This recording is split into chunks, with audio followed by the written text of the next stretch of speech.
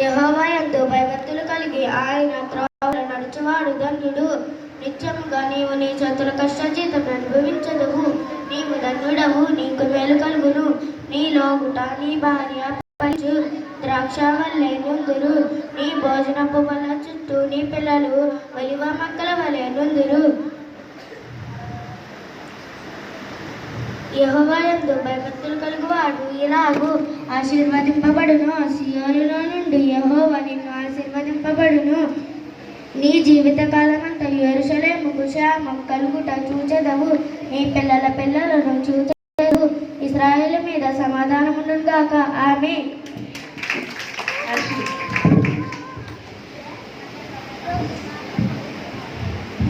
అందరికీ వందనాలు. పాస్టర్ గారికి, పాస్టర్ గారికి వందనాలు. My name is Lakshmi. I am studying in 5th class. Kirtan